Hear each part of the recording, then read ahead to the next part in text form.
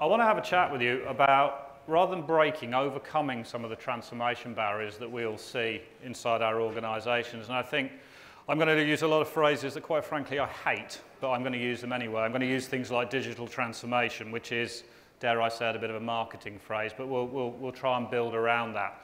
I use it no more as a benchmark than anything else, just so we've all got some phrasing that we're familiar with. Question. Who here has heard of Ensono? Wow. Do you know what? That's 4 of you, and that's 4 more than I got in the last room I did this with. Has anybody here ever heard of a tender? Oh, okay. I'm going to have words with our marketing department when I get back. So, a tender in the UK has been around for about 20 years. We are a managed service provider, and we've always looked after what we call the mission-critical components of people's businesses. So we don't run people's email, we don't run their file servers. What we do run, for example, is Travelodge's hotel booking website. We do run the transactional services for lots and lots of online retailers. We run the mission-critical part of the systems, and we're very much driven by keeping those alive. They're the parts of the business that actually, if they didn't work, those organisations would go out of business.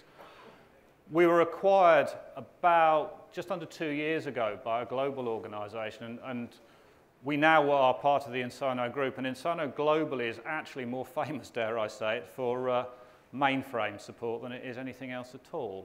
So out of curiosity, who here's got a mainframe in their estate? Blimey, there's more people with mainframes than have ever heard of Ensono. Great. Okay, so some of this hopefully will relate to that, because one of the other hats that I wear is I'm also a member of the Cloud Industry Forum. Anybody here members of the Cloud Industry Forum? I'm not doing very well here at all, am I? Great. So the Cloud Industry Forum essentially is a trade body for end users and providers like us, and actually has a whole educational program in there, so people can take independent accreditations, but can also use a lot of time to interact with other cloud providers and cloud users. And I chair the Digital Skills Council in there, which is an indication of where I'm going to come from in all of this, because I think one of the issues that a lot of us face is a skills shortage. And I think hopefully the one thing that you will take away from this, if nothing else, is I think we're all trying to address it wrongly. So I'm going to give you some suggestions perhaps about how we do this. There will be a number of buzzwords in here. They're necessary, I'm afraid, to be able to communicate, but I'm hoping as well, and if anybody can spot it, I'll be interested afterwards, I'm going to give you all a new word to take away, and it's not a word I've made up. It was a concept I thought I'd made up until I discovered that actually there was not only a word for it, but there was a whole Wikipedia page on it. Which doesn't necessarily mean it exists, I guess, but it does actually mean the concept is out there. The reason I bring SIF up is we did a piece of research with them back end of last year, and we went around to 500 organisations, and we asked lots of questions about digital transformation or business transformation, or however you want to look at it. Now, interestingly, lots and lots of people do this, and I think where most of these fail is what they do is they go and talk to the technologists. And everybody in technology has a view on it. What we decided to do is actually in every single organisation we spoke to a business leader and a technology leader. I was expecting a bit of a punch-up between them. And actually there was several real differing opinions, but they weren't necessarily where I expected. But the one statistic that really surprised me in there's across, and I mean in mind this is across business and technology, 89% of those people said that the legacy technology in their business is a barrier to them being able to transform. And that set me thinking a little bit. And the first question I decided to ask around that is actually, what is legacy? Why is legacy a bad thing? We all say it. We've all got it. Who here hasn't got legacy in their business? See if I can get even fewer hands than last time. Brilliant. So nobody has no legacy. And that's part of the issue. We all see something in there that's legacy, and then clearly, with the background that I've got from Ensono, one of the things that people immediately point to is that lump of iron in the corner called the mainframe. Well, that's legacy, and that's stopping us transforming. And my question is, well, why? Why is that actually part of a problem? Why is legacy a negative thing? You know, why do we all perceive that this is something that we have to overcome, we have to break down in some way, or we have to transform? I mean, without that legacy, and quite frankly, in most organisations, we wouldn't be where we are today. So it's a really, really important part of what got us here in the first place. So if 89% of people saying they can't transform because they've got legacy, what is actually stopping it? We have this stuff, it does what we always said it does. Most of us probably bank online. we all sit there, we've all got that wonderful digital app that sits there and enables us to bank. And in 90% of the cases, that talks to a mainframe in the background. And that mainframe is what's processed it, what enables us to secure it, is actually doing that job. So I don't understand why people are sitting there going, we can't transform unless we move all the legacy up there, which is actually what that transpired, that 89% comment was all about. There's lots and lots of different approaches to this, but one of the things that I think is probably the most important part of this, hence why I think it's important that you know that I'm a psychologist rather than a technologist. I'm not going to talk about the technology because ultimately the answer is, actually a lot of this is about culture. This is about the biggest legacy that we have in most organisations is actually the organisation itself. It's the way we're structured. It's the way we think. We talk about Agile, we talk about DevOps. I've seen lots and lots of different opses around these days, just like the ASIs. You know, there's almost more opses than there are ASIs these days, and I just can't quite get my head around those. And what we're doing is we're bringing those phrases in, but we're not actually adjusting the organisation. We've still got, in a lot of cases, hierarchies. We still have CEOs at the top of our organisation. A CEO, to me, in most organisations, is the biggest single point of failure you can possibly have. Forget half the servers that we're trying to deal with. We've got a person. And that person ultimately is the decision maker in a lot of cases. All those decisions filter up, they filter down. Now, if you're going to do that, how are you going to be agile? How are you actually going to build any momentum inside a business if you're stuck with this concept of a hierarchy? So I'd argue actually the legacy isn't the issue with the technology. We can deal with that. That's easy. The legacy is in the way we think and the way we go about our business and the way our organisations go about their business. So here's a different way of looking at it, and here's the new word. And before anybody else, that is actually spelt right. I know it doesn't look right, but it is spelt right because I've checked it. I wanted to put an O where the first A is. Has anybody here come across holacracy? 1, 2. Can you confirm that it's spelt right? Cool, thank you. Right, so the idea of holacracy is what it does is it breaks down the concept of the hierarchy. The whole point of it is what you're trying to do is you're trying to create self-enabling teams of people. You're trying to create teams that have the decision-making ability at the front of the organisation. Now, I'm not suggesting for a minute that what I'm going to tell you here is going to enable you to go back to your businesses and go, let's rewrite the entire business structure. What it might do is it might work in a department. It might work in a section or a function of the business. And if you can do it in there and start the process, then other parts of the business will actually learn from that. You don't need to do this as a big global component. That's the important thing to take away from this. Otherwise, you would all stop listening at this point, because that is quite a big thing to set. But if you take that and you put it into IT, for example, what you can do is you can start to build these different teams. Now, if we go back to that notion of maybe you've got a mainframe in the one corner and you've got your cloud team in the other corner, Gartner came up with this wonderful idea that the way you really should run this is bimodal IT. I'm in a public place and I'm on film, so I'm not going to give you my genuine opinion of that, because it's one word and ends in X. It's not going to work if you do that, because immediately you've done that, you've created a separation of thought. You've created a separation of approach and you've created a separation of process. And if you do that, it won't work, because you'll discover that the guys on the mainframe don't understand what the cloud guys are doing and vice versa. And how many people have had that conversation in their business? You know, it's even difficult to get them into the room sometimes.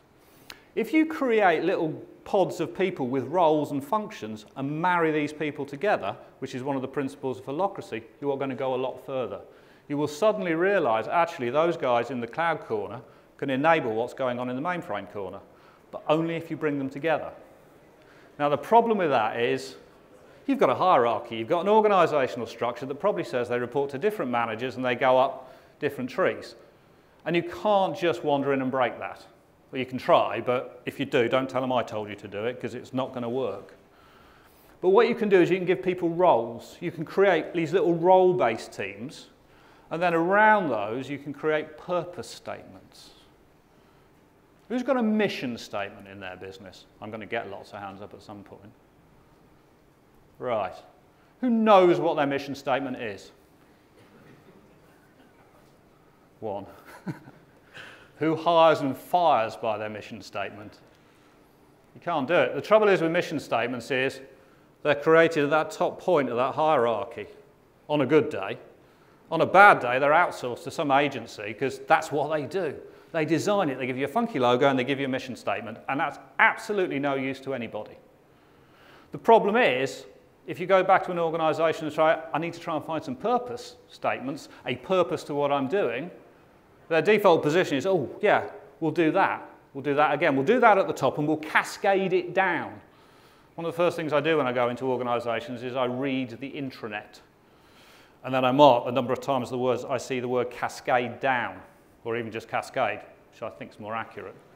Because that says to me, actually, there's a fundamental disjoint in the way the organisation is working. What's actually happening is they believe all the ideas come from the top.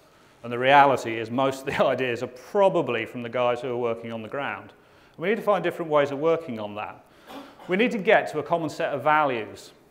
And how we actually go about that is one of the interesting examples. So part of the mission statements, they're there, we're stuck with them, we can just ignore them.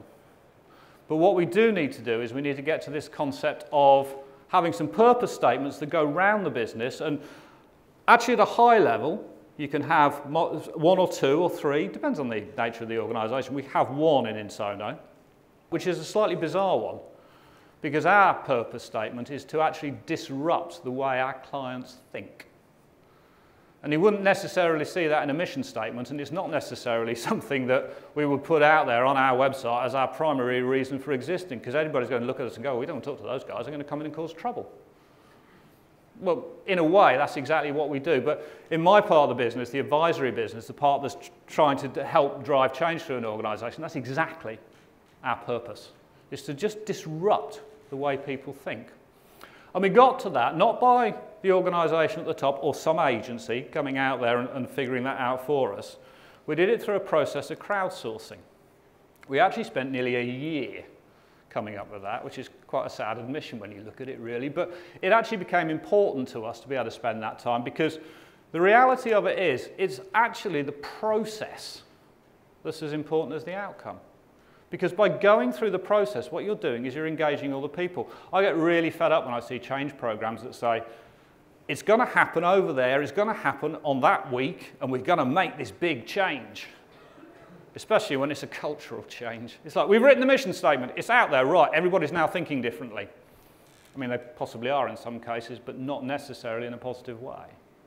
It becomes really important to be able to try and drive that nature of change and try and understand how people are thinking inside the process. And that's what happens, is then you can create those different purposes down there. An interesting example of how people decided to drive that change is they decided to enable some people in their team to do something to arrive at the purpose for what they were doing, which would then fulfill and drive forward. So there's an organisation that I came across a while ago now. And what they decided to do was they had a bunch of engineers. They were heating type engineers, as it turns out.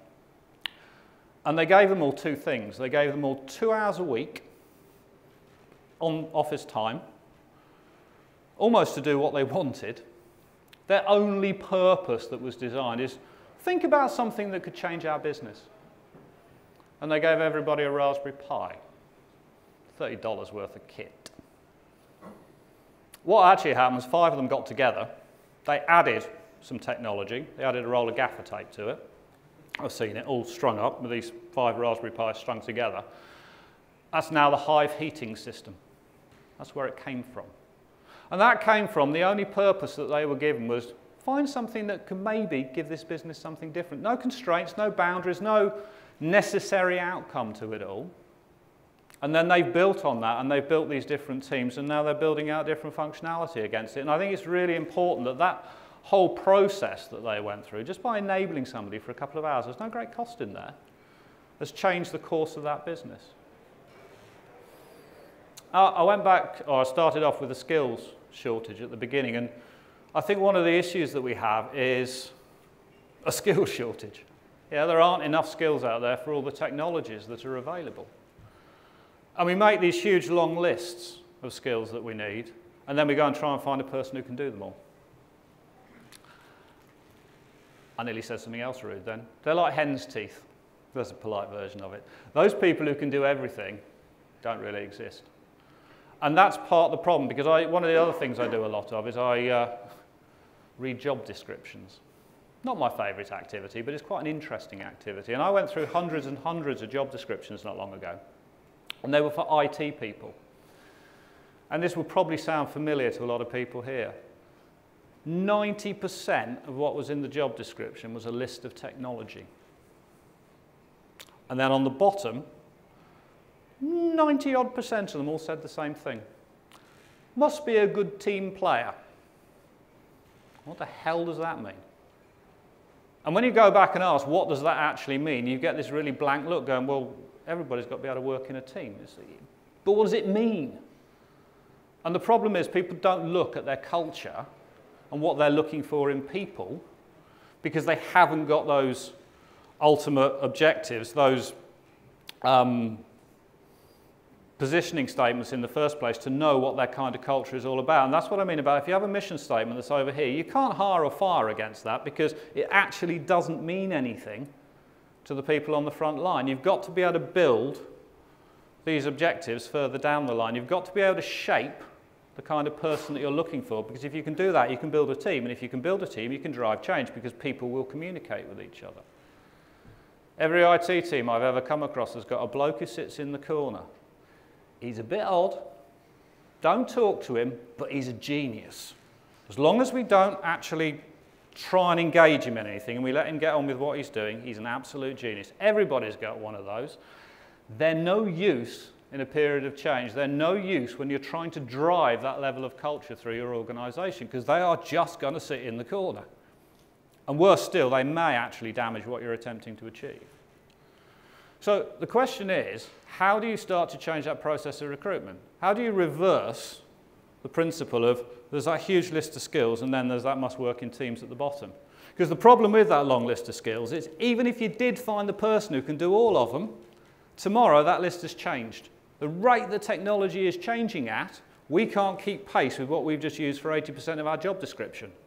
We really need to start to focus on that bit because, and this is coming from a psychologist, you can't teach culture. You can enhance it, you can help people grow, you can explain to them what it looks like and maybe where they fit in, but you can't teach it. But you can teach skills, that bit's easy, if people are willing to learn. I came across an organisation the other day, and I think this is absolutely brilliant, and I've said this for years, but it's always nice to get backup from somebody, and they're a development shop, and I said, what do you look for in people? What skills do you look for? They said, oh, we look for two things mainly. We look for musicians, preferably jazz musicians. Well, okay. Somebody like jazz, and they went, well, no, jazz musicians are really good at understanding the rules and then breaking them and enhancing them in the process. So there's a mindset that goes in there. The other thing they look for are people who speak 2 or more languages. And I mean French, German type languages as opposed to programming languages. Because they reckon if they can do that, it's easy to teach them programming. But what you also get there is you get a pretty good band actually in the organisation, as it turns out, which is always helpful. So their Christmas party is cheap. So there's a saving there as well. And I think it's really interesting the way people look at this in a different way, and rather than honing in on these skills, they do this. Now, I'm going to share something with you now as a good example of this that I actually got a little bit caught out on a couple of weeks ago. One of the really important things in my life is I'm a rugby coach. And I've been up through all the RFU licensing courses, and they are really, really good for teaching you about people and management skills. And I mean, clearly I'm a player, you can tell by my face. And it's normally, I used to use the England team as a good example because those of you who watch rugby, and I probably shouldn't say this because I'm about to taint something else now, but in the Rugby World Cup, there were really high expectations of the England rugby team, unlike the football one where there were no expectations and we've beaten all of them. But in the rugby one, there were really high expectations, and what happened was we got knocked out. And then suddenly, something changed. And we won 25 games on the bounce, which is a world record, equalled only by another rugby team. They didn't change the players, the laws of the game didn't change, the dynamics of the game didn't change. What actually changed was the culture inside the team. And one of the things they learned from was another team, the All Blacks. Now, interestingly, and I don't normally do this, but there's a really, really good book, which ironically is called Legacy. And it's written by somebody who followed the All Blacks around for a year, and it's probably the best management book I've ever read. And seriously, if you haven't read it, I would go and read it, because they see legacy as a really, really important thing. It's what you've learned to date. And that's what I mean about actually, if you take legacy as a cultural thing rather than as a technological thing, you can see the huge benefits of it. But the interesting thing about the All Blacks is they do not pick the best rugby players. I know that sounds daft, given that they are probably the best, well, they are the best team in the world and have been for years and years and years. They don't pick the best rugby players. Rather like we should not pick the best technologists. They pick the best people. They pick the people who fit. And actually, if you measured the majority of most All Blacks teams on their rugby playing ability, I'm not saying they're down there. I mean, clearly they are pretty good players. And some of them are the best. But actually, the vast majority of them, individually, their words, not mine, because most of them are a lot bigger than me, and I certainly never say this to them, are medium and slightly above. But what they do have is they have this huge culture in there that drives them and binds them and keeps them together. They have a purpose in there. And that's the interesting thing about a rugby team. Everybody has a purpose in given situations, and everybody knows what that purpose is. And because of the dynamics of the team, they will all fulfill that purpose. And actually, I'm living proof you can be a really mediocre rugby player, but get into a team if you do fulfill the purpose. The only purpose I ever fulfilled is give him the ball and he just runs into people. But I did it well. And as long as you have that culture in there, then it's an interesting way of driving it. So it's about saying, well, actually, that list of skills inside the IT department is not what it's about. I don't want another awkward genius sitting in the corner. I'd rather have some people I can teach the skills to who work together, who will drive the change. And that's how we need to start thinking differently about it. But that only works if you know what change is. I get really, really frustrated with digital transformation exercises. Who get really, really excited about them? We're transforming. You're not, actually. You're trying to keep up with your competitors. You're actually doing this. You're doing little incremental steps that's just about keeping you in tune with somebody, or maybe getting you slightly ahead while they catch up. It's getting you slightly ahead while they catch up. Nobody's doing anything radical anymore. They're what I call the Red Queen transformers. Anybody who's read Alice Through the Looking Glass, the Red Queen in the race, who just ran to stay where she was, and everybody else in the race. And we need to embolden ourselves to actually try and make that change. And the only way that we'll embolden ourselves is by changing our culture to allow us to do it. Now, the other thing I hear is fail fast. I don't want to fail fast. I don't want to fail at all, particularly. And to me, that's a really negative encouragement that people have out there. I'd rather ask a slightly more positive question. Is it safe enough to try? Can we do something that's not necessarily, was not likely to break our business, and will actually add some value to it? You don't need a logical outcome for that. And I think that's really important as well. I think there's too much emphasis put on, and dare I say it, by accountants, who say, what's the gain at the end of this? Can you measure it for me before we start? No. Well, if you can't give me some firm business case, return on investment, I don't know. Half the time, you're not going to get to that point. And that's one of the things we also need to change inside our organisations.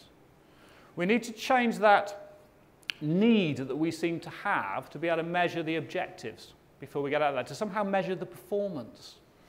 That's another strange word that I find has crept into a lot of organisations. We have performance-related pay, we have key performance indicators, people are performance managed. It's all about performance. And yet, it's a bit like working in a team. Nobody can define to me what performance actually means.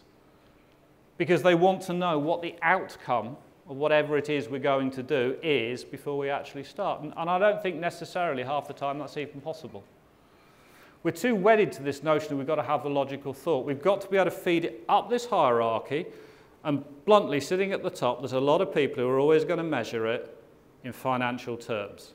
And by the time it's got all the way up there, and they've gone, oh, we can't quite measure it, and come all the way down the other side, half the time it's too late to try it anyway.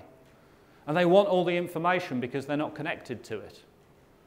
It's inevitable that if it's something you live, breathe, and do yourself every day, you're connected in there. You're aware of some of the nuances. You can't necessarily even verbalise them or write them down, and you can't do the stick it on a PowerPoint with 10 bullet points, please. Why is it always 10? I did a presentation the other day, and the 10th point was literally just said, the 10th point, because somebody had insisted on 10. Again, we're wedded to this whole process of how we do it. And if we keep this structure in place, because at the front line we can't necessarily articulate what it is that we're talking about, it is about gut instinct sometimes. It's about, hang on a minute, why don't we just try this as long as it's safe enough to try? Somebody needs to make that call. But that, again, doesn't necessarily need to be the CEO. Because by the time it's got to him, because he won't have enough information, the answer will be, oh, it's not safe enough, definitely not safe enough, because that's the other thing about boards, they like all of the information. I'm much more a great fan of Jeff Bezos, who once said that if you need more than 70% of the information to make a decision, you're too late. You need to be able to make that decision quicker. But you need, therefore, to be able to push that down the train. You therefore need that structure at the bottom that has the purpose statements governing it, that allow people to make that decision about it being safe enough to try without it just being, yeah, I got a bit drunk on Friday, came up with this idea, and yeah, I didn't really rationalise it. There's probably a word for that as well, but it's not an effective approach. The holacratic approach is much more about those people can make that decision. There's quite a good parallel, if you think about holacracy, in cities.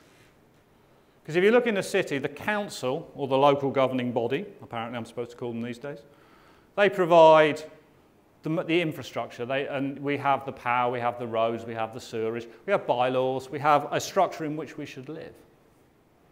But that's fixed, that's agreed, and that doesn't change on a regular basis.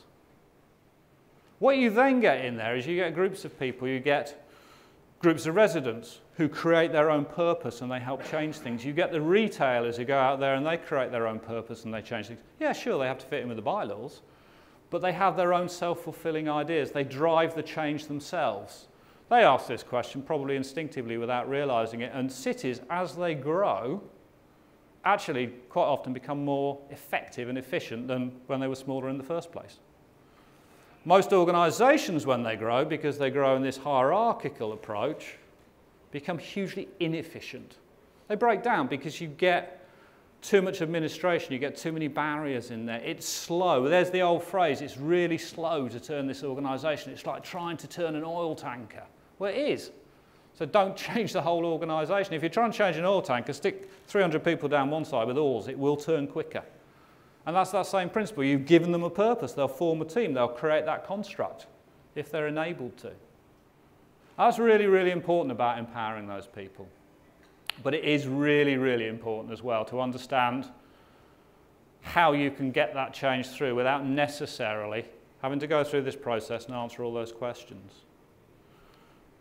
One of my favourite sayings, and I'm not prone to quote people, but I do like this one, to the point it's actually printed on the back of one of my business cards. Anybody know who said that? Bloke called Einstein.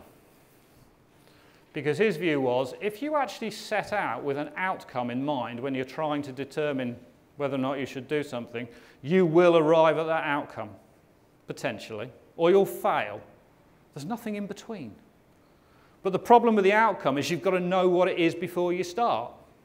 Whereas actually, if you go through the process, and I come back to the process is the important element of this, the process of learning, the process of change, the process of driving that culture through there is as much important as the outcome, then you are much more likely to have innovative approaches to the world.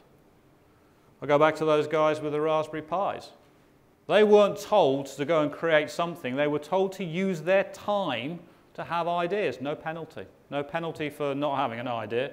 No idea was stupid. Wish I'd known about it previously. It'd been quite a good investment in many respects. And there's that opportunity inside all of our organisations. There is that ability to do it. But we need to tie that then to how do we find the people to do it from a technology point of view. And that's where I do put the technology hat on. We need to recruit, develop and train people in a much, much different way. We need to build a culture and a purpose inside those organisations. We need to forget about the technology for now. Not forget about it, that sounds like chuck it out the window, we don't need it. That's not the primary factor that's in there, because if you can find those people who've got all of those skills, you are going to pay an arm and a leg, and do you know what? They are then quite likely to not be there the next day as well, which is also not helpful. So it's about changing that approach. Thank you. Thanks, Simon.